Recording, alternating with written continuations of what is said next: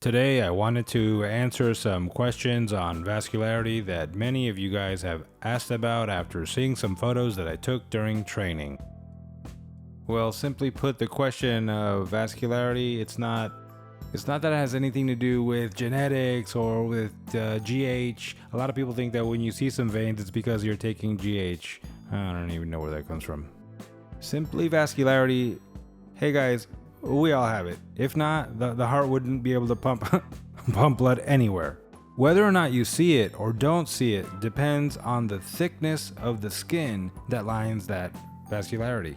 So depending, me for example, I have 6% body fat.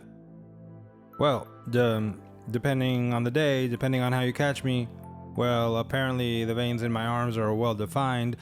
Sometimes a little in the chest and in the abdomen. Well, if you catch me on a good day with good light and a little Instagram filter, you can also make them out. And obviously on the legs, well, you're not going to see any vascularity. Why? Because the skin of the legs is 9 millimeters thick.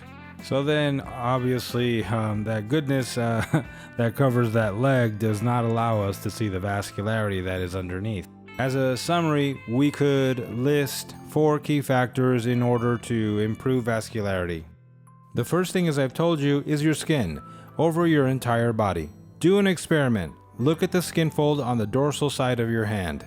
Look to see if you can see the veins on the back of your hand. Well, if you're able to achieve that skin fold everywhere, then you'll have vascularity throughout your body. The problem is that it's hard to have this type of skin fold, like in the leg, the butt, or the abdomen for people that find it hard to reduce fat in the abdomen. But check it out and look at the difference between this fold and that fold, and then you'll understand why you don't see vascularity in the abdomen. In second place, there are all the years of weight training, of course, because obviously sports and lifting weights improves vascularization, which then allows new vessels to form for the heart to pump blood through, which increases circulation. In third place, of course, there's hydration. That is how hydrated we are, the amount of salt that we should have in our body. These levels need to be in the right amounts, not too much or too little. And then of course, the glycogen load at the muscular level. That is, if my muscle is depleted of glycogen, of water and salt, then the muscles come out flat without any vascularity.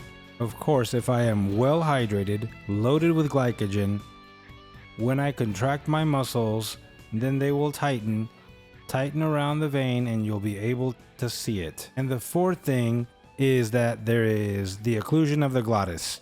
What I am doing when I'm holding my breath and squeezing my muscles is that I am causing a variation in the blood pressure of my body, which also causes my vascularity to be more defined. That's why a lot of times when we do poses, it looks like we're trying to take a dump to try to make the photo look beautiful from the neck down.